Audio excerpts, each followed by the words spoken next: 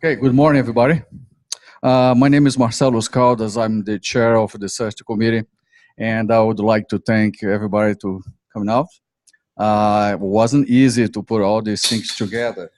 You know, it was very difficult to prepare all these Zooms and time zone and all these things. So I want to thank Abby and thank Joe, Barbara, and people from the iTech that helped us to put this correctly.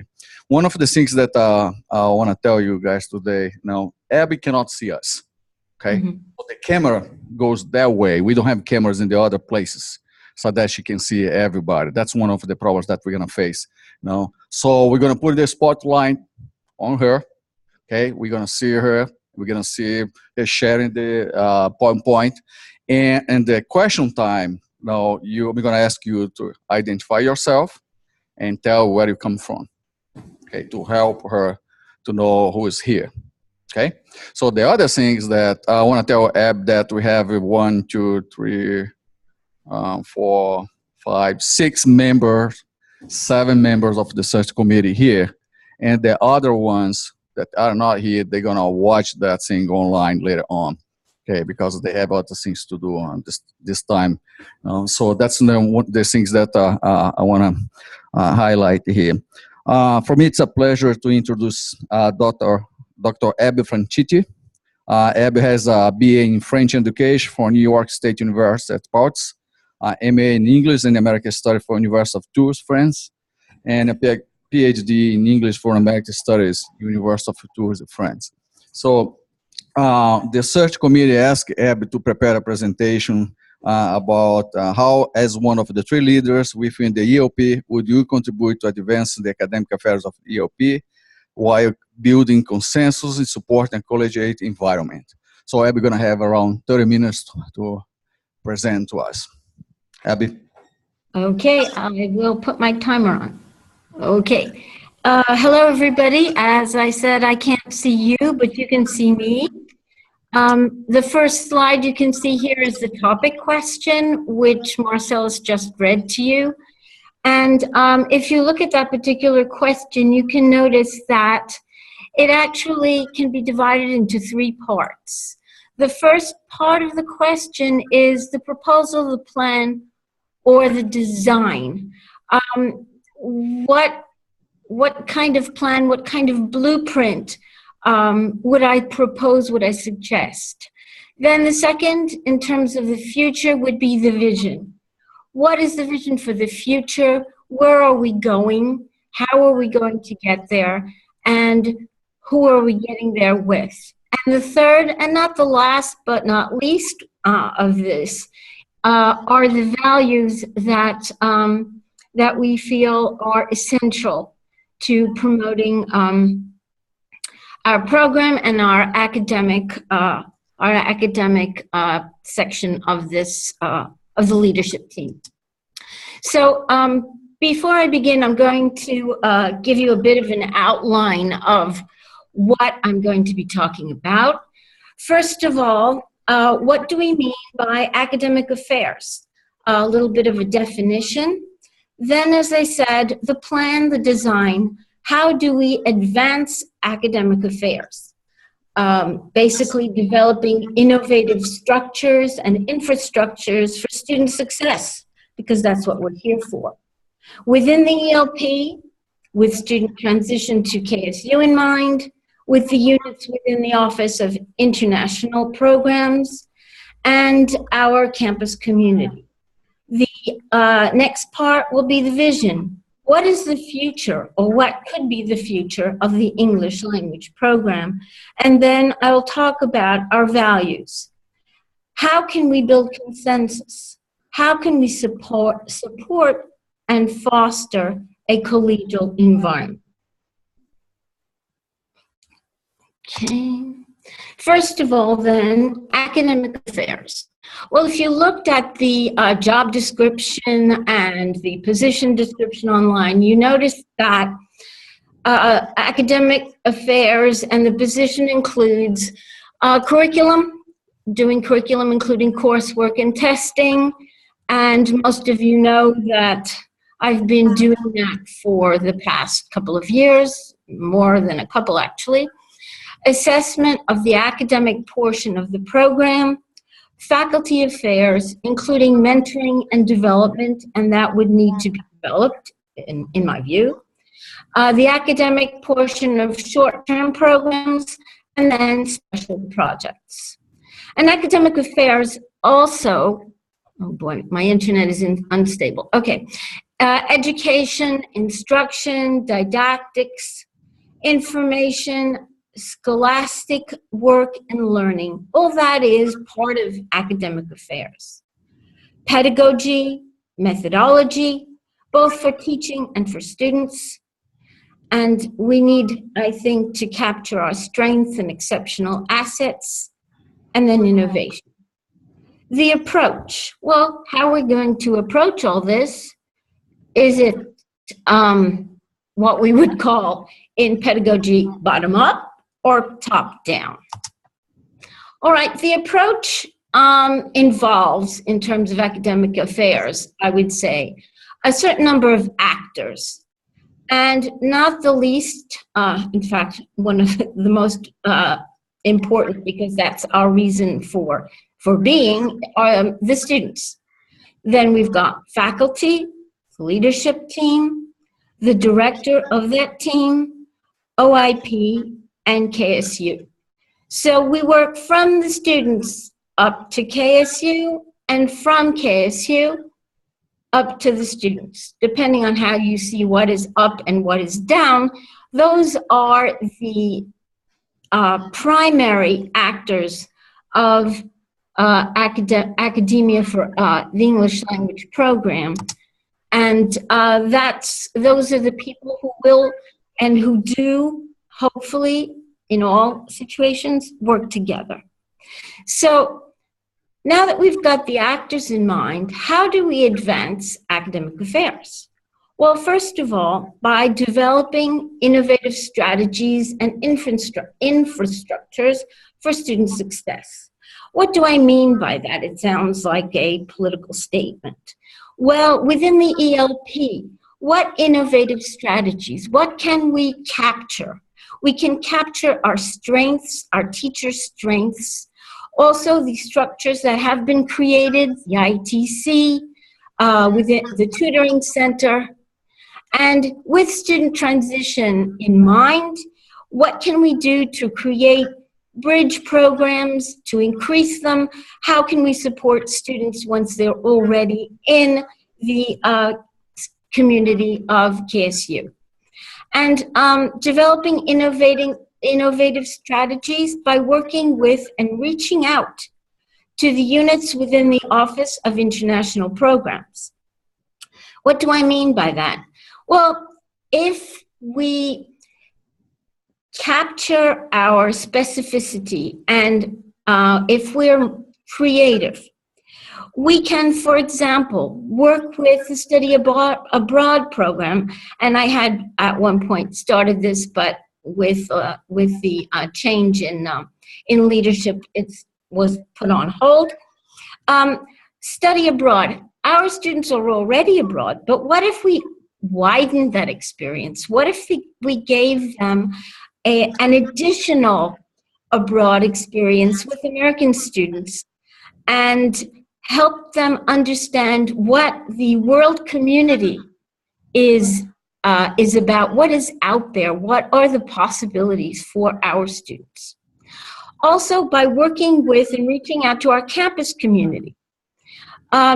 We have many colleges that work with us very closely, basically the College of Business, Leadership Studies, but we could enlarge that. And we can enlarge that by communicating. And I think that we could advance academic affairs by reaching out and offering services to our students and to the community at large. Maybe we could develop special classes to respond to student needs. We have the DAS classes, which are bridge programs, but do they answer all the students' needs? Do they respond to the students' needs? Do they respond to the professors' needs in the classroom? Are our students able to communicate, and are the professors on campus able to understand our students? So it's a two-way street. And as I said, working with study abroad, working more closely with the ISSS, working more closely with recruitment, with admissions.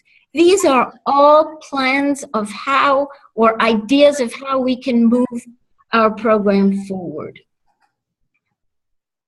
Okay. So the vision. Well, the vision to look a little bit towards the future. Well, we know that we have a recruitment problem, or is it worldwide? I'm convinced it's worldwide. It's nationwide, that's for sure. So what could we do to help the recruiting part of the international programs? How can we respond to complexity? Our vision at this point is that the huge 500 student international English language programs are probably something of the past. Circulating, going from one country to the next, having enough money to pay tuition. These are things that are going to be more and more challenging for students. So we have to be innovative and respond to a complex international environment. Perhaps putting things online, perhaps having part online, part face-to-face. These are all possibilities that we could develop with the ITC and with the strengths of the people working in the English language program and with the Office of International Programs at large. Responding to diversity. Students come from all over the world, but so do teachers. So how do we respond to the cultural differences, and how do we maintain a quality environment? This is what we need to look at too. And what about tasks? We need to be able to multitask. Well, you're going to say we already do that. We do that every day. And we turn around like almost as if we had whiplash, because whatever people ask for, that's what we do. And we do it in record time, and we do it well. But we need to be able to respond perhaps in a coordinated way so that everyone participates. And what I mean by everyone is that our faculty and our staff have special skills. And I think that more people could participate in more of the tasks if we gave them the opportunity. Diversify student support. Student support could be the tutoring center. Student support is, of course, our excellent student services part of our program, but also part of the international programs. But maybe there's something we're not doing or something we could do better. So could we branch out? And that would be something we would do in cooperation, because I don't think one person has all the answers. I think it's basically work for a team and many teams, actually. Diversification of university support. We have what we have, but what could we invent? What if we met with some of the professors? And when I say we, I mean some of our faculty, some people who have had different experiences. And what if we offered some services, some lectures, some courses to students who are maybe not in the English language program, but who could use our help? Maybe we should offer these services for free at first, and then see if they are viable. And if they're viable, well, then do a needs assessment and perhaps organize something that would be a little more systematized and that would generate revenue. That goes hand in hand with outreach, reaching out. We have an excellent program with leadership studies. The students love it. The leadership studies groups love it. So why can't we do that a little bit more? Why can't we use this excellent model to reach out to other colleges and have our students go into the classrooms and work with American students? It works in leadership studies. Why shouldn't it work elsewhere? And then be creative. Well, no one has the monopoly for creativity. And that's where we need to harness the richness and the diversity of our faculty and staff. And I strongly believe that there are so many ideas coming from our faculty and staff, and we need to listen more carefully. Okay, next slide. All right. Now, the next portion of this talk or this PowerPoint deals with values.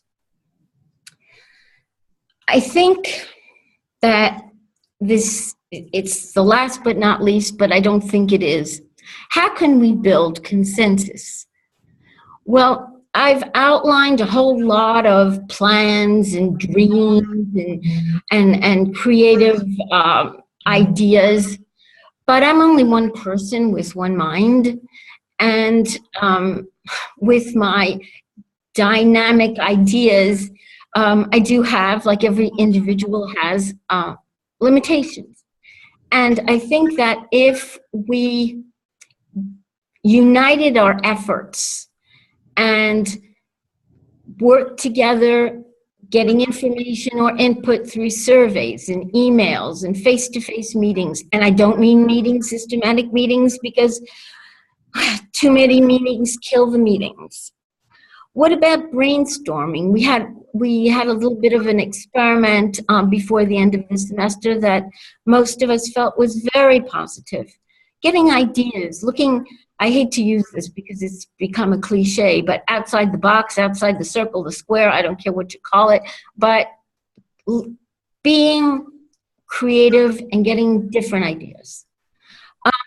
Having our faculty and staff and even students participate, not even, well, what if students participated in open forums, focus groups, created teams? What if we created various task forces to look at various questions that people have brought up and see, what could we do to make things better? What could we do to improve? What questions haven't we answered? Feedback. After doing these different initiatives, after evaluating what is possible, get feedback. Again, the same methods or maybe some other methods. And then fine-tuning what we've done and going back to square one and starting again to make sure everything's all right. And all right, or better, or improved, or I don't think perfect is of this world, but moving forward. And I'm going to use the assessment loop because I use this all the time when I talk about testing, because it's a circle. We learn from the information we get. We evaluate what information we got and how it's working. We review the plan, and then we revise it, and then it starts again. So basically, this isn't static. It's not something that is written in stone or something that you can put in a box or in a bookcase or in some sort of an inanimate object. It's a living, working plan. Fostering a collegial environment. My timer, oh dear. Okay, where am I? Sorry, I'm just checking on, okay, I'm good. So what about creating or fostering a collegiate environment? Well, there are many ways to do that. Communicating information is one. And I think we've got to find a way to communicate information. Everyone is not going to like every method, so we need to diversify those. Respond to people's questions emails, requests for meetings in a timely manner. If you put somebody on hold for too long, there's frustration, and that's not a good thing. Share our priorities. Each member of the leadership team has priorities. Then the program has priorities. Then OIP has priorities. And then the university has priorities. So all of these need to be shared and publicized so that all of the actors, the list that I showed you before, all of the actors get a clearer picture of what we can do or what difficulties lie before us. It should not be a secret.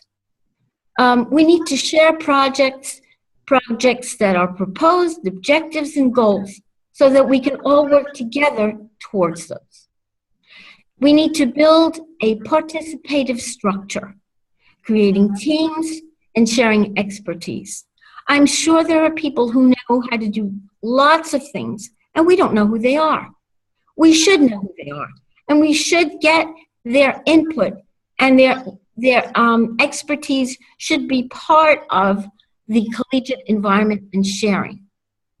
Facilitating communication, that's part of number one. And then the last but once again not least part of a collegiate environment is respect. And I put it in like a spelling kind of written part of my PowerPoint, because I was thinking of the song that that we all know. Anyway, respect, RESPCT. I think that's one of the keys. So then after all this, I sat down and I said, okay, I've worked on this whole PowerPoint. I've answered the question to the best of my ability. But so what? I mean, why is this important? What does this mean? What does this truly, truly mean? And I came up with the following answers. First of all, the importance of sharing a common mission and goal is part of the foundation of a solid, positive working environment. People who are responsible should take responsibility and should be held accountable for the decisions and improve them if they're not done correctly. That's okay. Nobody's perfect. Let's say, okay, let's do this better and move forward. This is very important to generate trust. Generating trust and fostering confidence. Why? To foster a positive and quality educational learning environment for both students and teachers. Because the quality of life, I am convinced, begins in the workplace or the learning place. That's where we spend a majority of our time. And I'm convinced that we need to think of all of these elements to facilitate international communication, cultural understanding, and worthwhile learning experiences. Yes, I am an idealist. And after all these years, I still am idealistic. I feel that we can provide quality opportunities for our students to reach language proficiency and to reach the goals. And I think we can promote international exchanges and research opportunities that will make international cooperation a reality, both at K-State, but also outside of K-State when our students sit out in the world. And I thank you so much for listening to me. Now, it's your turn. Thank you.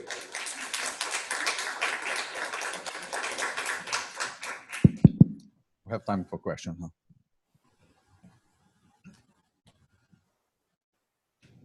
Yeah.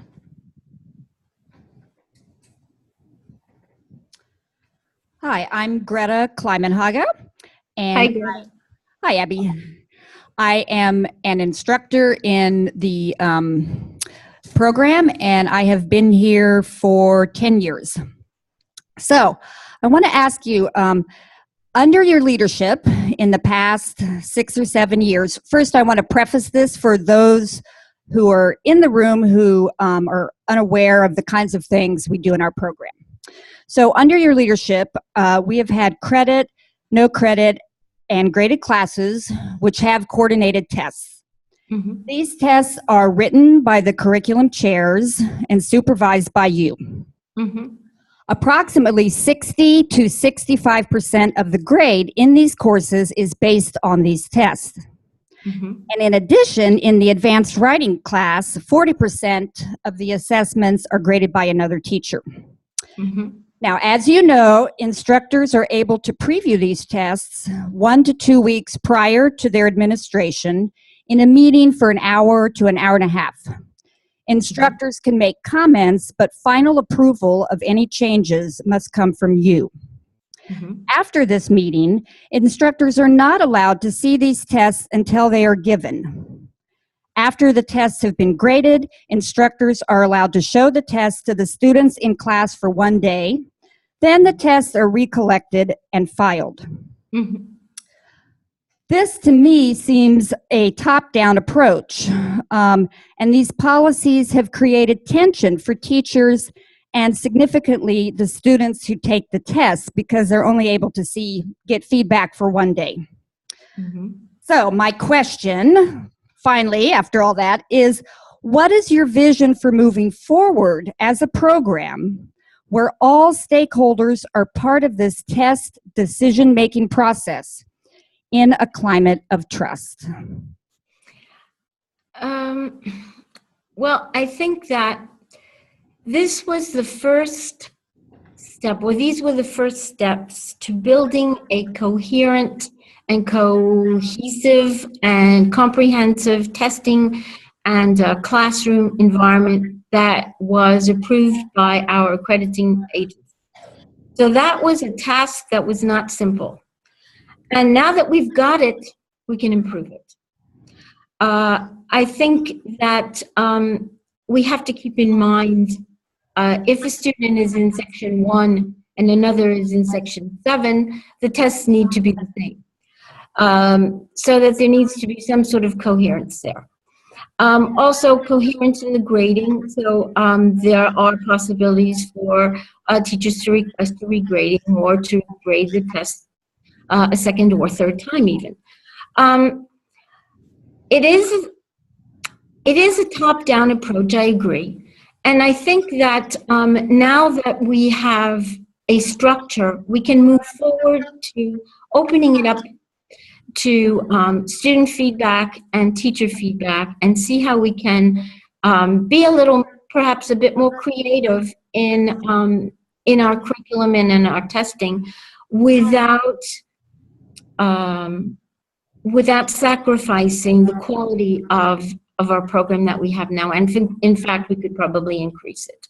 And you said students see tests only 1 day. There's no reason that they couldn't see it for 2 days or 3. Why not?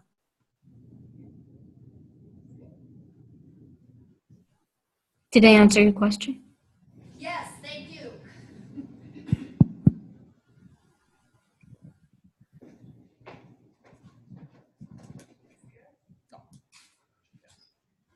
Hi, Dr. Franchitti. This is Kristen Oberheide from International Hi, Kristen. Relations. Hi. I wanted to ask you, in adjusting to the new role, what would you identify as one or some of your challenges or the growth areas, some of the things that you need to work on or develop or pinpoint as challenges if you adjusted to the new position? Thanks. Well, I think that there are areas that I'm not completely acquainted with. For example, some of the scholarship student special programs. What else is there? Testing, standardized tests. What else? Excuse me, my timer is timing here for some reason. All right. So basically standardized tests, probably working with Wendy and with you on how we can improve recruitment. So that I don't have any information on. Probably working with Sarah with the International Student Services. I think there's an opening and an outreach that I have never done that I would love to develop. And then what else? I think having a legitimized leadership role would be extremely positive. Have I answered your question? Yes, thank you. Any other question? Hi, Abby. This is Christina from the EOP. Okay. Having worked as an assessment person for the last 6 or 7 years, which test usefulness theory do you subscribe to, and which parts of it do you feel are most critical? Excuse me, could you repeat your question? Which test usefulness theory do you subscribe to, and which parts of it do you feel are most critical? I've been working basically with in-class assessment, and I think that if coming from the in-class assessment viewpoint or area, I think basically it's the in-class assessment is based on the curriculum. I think that there would be a lot of benefit in adopting a more what we would call dynamic assessment procedure, which would be the pre-test and the post-test, which would give our students a better idea of where they need to go, where they need to be at the end, and where they are at the outset. So I think that's something that I would definitely try to initiate at this point in time. Okay, that maybe I should ask it more directly. Test usefulness theory involves reliability, validity, connectedness, practicality, authenticity. So those are parts, but it depends on which theory of test usefulness you follow, which parts you kind of subscribe to the most. And so are there parts that you subscribe to within that theory? Well, we've worked very seriously with reliability and validity, and we've done lots of data analyses to make sure that our tests are reliable and valid. However, as you know, from being interested in assessment and doing studies in that, validity is something that we're always challenged by, so that there's no one answer, but I think reliability and validity would be probably the most important aspects at this point in time. I'm sorry, I'm going to take one more second here. Could you just explain the reliability and validity studies that we've done? Because most of us have never seen anything, and we're very curious, and all we hear is that we've done reliability and validity studies. Well, if you look at the data that has been sent out over time, we do have those studies. They are also being conducted right now. We have our specific GA who is gathering a lot of the data. I must say that in the past, we did not have access to a lot of the data that would have been helpful. And it would have been helpful to faculty, and it would have especially been helpful to the curriculum and assessment team. And so that in the future, that will be made, in the very near future, that will be made accessible to all.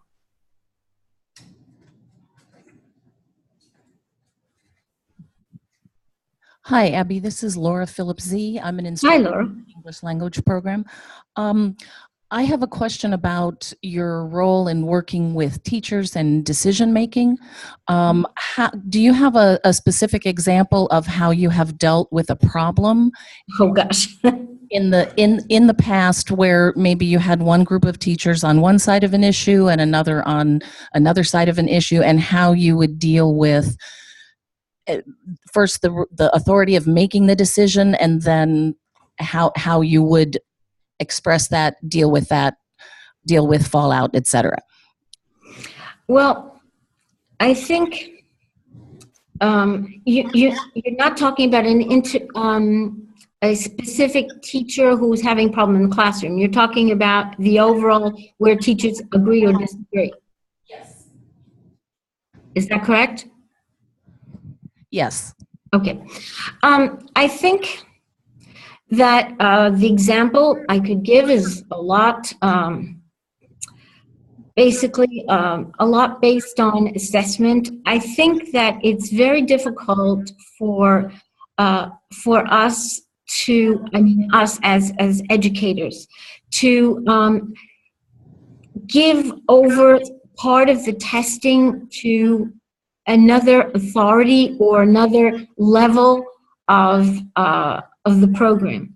And this has been a challenge, and I think that we did have quite a lot of experimenting and experiences with who was writing the tests, and what we ended up doing was having the tests written by coordinators and then getting input and feedback from the teachers. Now, I'm not saying it's a perfect system, but we do the best we can, and I'm sure we have done the best we can. But I think you're right, Laura. I think there's probably more to do, and I think that leaving that door open is very important. I don't think that people should be under the impression that their ideas or their point of view don't matter, because they do. And I think communicating that it matters is also important. And that part of communication, I must admit, has not been privileged up till now. Okay, thank you. You're welcome.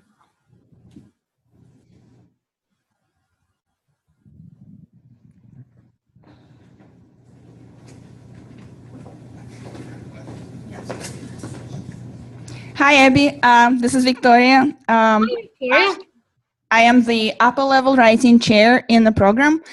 And so my question is about the writing curriculum. Mm-hmm. Currently, the writing curriculum, especially in upper level, seems to be a little ambitious. And homework is worth only 10% of the final grade. The curriculum doesn't leave much time for students to practice and review what they learn in class. Mm-hmm. How would you address this issue, and would you be willing to modify the curriculum so our students can feel and be more successful? Thank you. You're welcome. Well, that's part of the curriculum and assessment review. So I think that getting information, getting feedback, and modifying what isn't working, and making recommendations and adopting what is feasible is probably is the next step. I mean, students need to practice, and if they don't get enough practice, well, we have to fix it till they do. Thank you. You're welcome.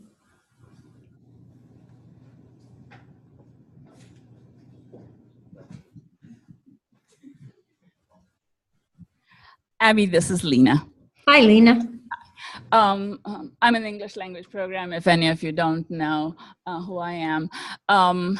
So, Abby, you must have noticed that the questions addressed to you are very specific, because you currently are in a role which kind of addresses part of this is your job right now will be a part of the bigger job that you are applying for. And so you currently hold a position where you are in charge of curriculum and assessment. I work, or the student services works with students, and we are facilitators for them. And one of the areas of frustration for us at the beginnings and ends of semesters is that we are responsible for explaining to students why they have been placed and what's the process. And so we are the first line of, so to say, defense for the program, because we take all the hits as far as, why didn't I move up? What happened? Why can't you do this? Our frustration and our limitation has been that we don't have access to any of the tests, and that if there's an appeal, we have to take it to you and then to your chairs, and then somebody looks at them, etc., and tells us whether there's going to be any change or there isn't going to be any change. So we are in a position where, again, it's very top down, and even though I'm one of the top, I really don't have access to anything other than to say people have looked at it and the chair has looked at it, and the answer is no. And when you talk about innovative strategies compared to where we are right now, how do you see that changing? Because to me, that's a critical part of retention of students. It's not enough to just recruit students. It's keeping them in a positive frame of mind, and making them feel like they have a fair deal is very important to our group. So could you address how that's going to change in your new role? I think that we started, Lena, for those of you who don't know what we've done, are completely in the dark. We have started meeting and talking about our problems or our frustrations. Unfortunately, there were very few of these meetings. And in my new role, I think I'm sure, I would create a communication, some sort of structure or pathway where the two different parts of the English language program would be much more, how could I say this, connected, would be much more connected. It's like saying, this is the personality of the student and turn around and this is something else. No, a student is one person with his or her difficulties, his or her proficiency, etc., with problems or no problems or aspirations and goals that you may know that we don't. So I think there is a question of sharing and teamwork. And when I say teamwork, I mean teams working together, larger teams that would be able to answer the questions. Why not create a possibility of looking at the tests together? Why couldn't the student services team and the curriculum and assessment team sit down together and look at it together? There's no secret. So that could be something that we could innovate. But then again, I think that in a new role, I would ask the participants what they would like to see. Because that, once again, if it's top down, if all these decisions were made by me, then we're not going to satisfy anybody. I think we need to have a more participative group work, teamwork kind of structure where the frustrations are voiced, they're heard, and we try to develop some sort of communication where the strategies are shared. Did I answer your question? Yes. Okay. I really think, before we go on, I really think that there has been, let me talk in the future. I think part of my vision is that there would be more sharing and teamwork and less partitions and more bridges. Building bridges between the different groups within the ELP, yes. Hi, Abby. It's Greta again. Hi. Poor you keep getting asked all these questions about assessment. However, the external review recommended that our assessments be sure to match what is being taught in the classroom. As per CEA accreditation, the EPT should also reflect our student learning objectives. Yes. What steps would you take to meet these goals? All right. Well, I know it was started and sort of left in midair. I think that we would need to look at the EPT, analyze. I know this is a huge task, But and we must keep in mind that a standardized test is not the same as in-class tests. That being said, I think we could continue our analysis of the structures or of the structure of the EPT, the questions that are asked on the EPT, and pair it with the SLOs for each level and for each skill area. Now, we know that the EPT tests the upper levels better than the lower levels, of course, because when the student has to read something, if he doesn't know how to read, well, then we have no score. So we have this empty bit that we probably would need to fill somehow. But I do really strongly feel that we need to look at the EPT, the questions, and see which SLOs they respond to. The other thing that I would really like to initiate is an oral part of the EPT. I think that is really a necessity. There is no reason why our students are not assessed orally. I know it's not an easy thing to set up, but I think we've got to go there.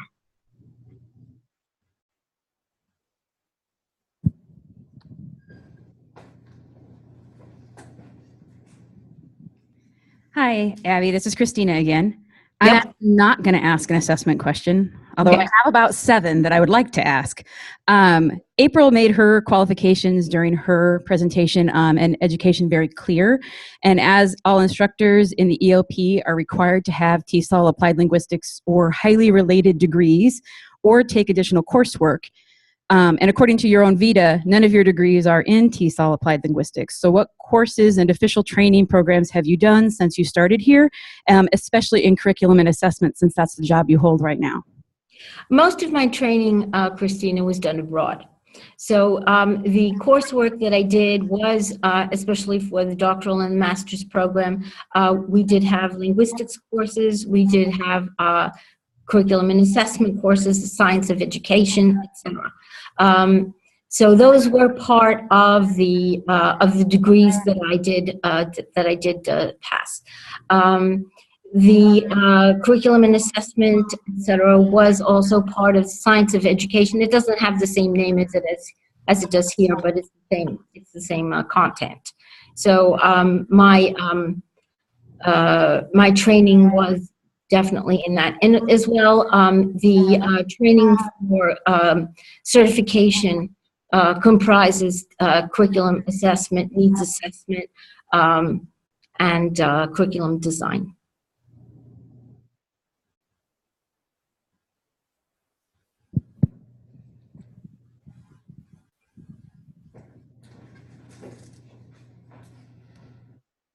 Hi, Abby. This is Maria Beebe from ISSS. I was just wondering what you see as the top priorities, like, say, in the first 6 months of this position. The top priorities. Well, we have a lot of them, but let's just say the first 2. One is getting our curriculum and assessment review done so that we can do our report for accreditation. And another one is participating in recruitment so that we can increase our student population. Aside from that, I think retention, as Lena said, is another challenge, and we need to see where we're going with that and how we can improve.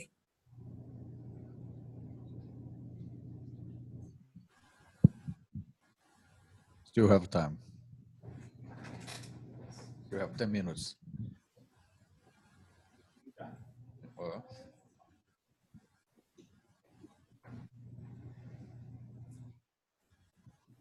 So, as part of the triad of the leadership team, how do you see yourself interacting with the other 2 people in the triad, and sort of how would you guys fit together as a leadership team? That's Kristen, by the way. Again. Yeah, I recognized your voice. Thank you, Kristen. Thank you for asking me this question. I think that the leadership team needs to really work together as a team with the same goal. I think that, as I said to Lena, the leadership based on two parts, and then we have the director. I think the director has the big picture, but I think that as the first step down, if I could say, Lena and the Associate Director of Academic Affairs would work very closely together to help students succeed, because that's our goal. And I think that basically we need to share different ideas more. We need to communicate differently, improve. I think this would be a challenge. Improve the communication between the different branches of leadership, and decide what our priorities are, and what the needs. And that would be a challenge. Oh, one more question. Hi, Abby. This is Victoria again. Okay. We now have the research committee. Mm-hmm. So my question is about how would you supervise the research committee to make sure that the research and class projects involving our ESL students and our colleagues that are approved by the research committee are ethical and up to K-State standards? Thank you. Sure. I think that that's a very good question, because we've been challenged. I think there would probably need to be more of an openness, perhaps more participation in the research committee or on the research committee of a more varied group. I know that everybody's got a lot to do, and there weren't that many volunteers, but perhaps if knowing that there are challenges and there are ethical challenges, and that we don't know, because this is new, we don't know where this might lead us. Perhaps asking or calling for more people to participate would be a good idea. And I think that perhaps making sure that some of the guidelines are followed. Now, that being said, the research committee should not be a top-down. It should be more participative, so that asking for more volunteers and people who are concerned with various questions would probably be the best answer. And if there were a concern, well, I think we should bring it to the committee and say, look, we're worried about this and this and this, and have you thought about it? And if you haven't, well, let's talk about it, or maybe look into something, look into the question and see if it is valid or not. Any more questions? We have time for one more. Hi, Abby. This is Christina again. Yeah. This is regarding something that you said during today's presentation. You said you wanted to establish a process for letting faculty get involved in projects and special programs. And we already have processes for like our internal positions, such as chairs, that aren't always followed. So how would you go about making sure that if we establish a process, all people follow that process? Well, I think that that's part of what we need to look at. What do we need? How are the how is the recruitment done? Maybe we need participation from, I don't know from whom, but the term is used. I don't like this term, but I'm going to use it anyway because of lack of other things. Perhaps like a neighborhood watch kind of thing, where we have different members of faculty looking into or making sure things are going the way they should be going. If they have a question, or if there's a question being raised, well, it should be raised. These things should not be hidden. Okay, we have time for one last question, if you have one. No? Well, I would like to thank Abby. Thank you, Abby, and thank you guys for coming out. I would like to remember you guys to go online and fill out the Quatrix form. And we have another candidate at 2 p.m. today. Thank you.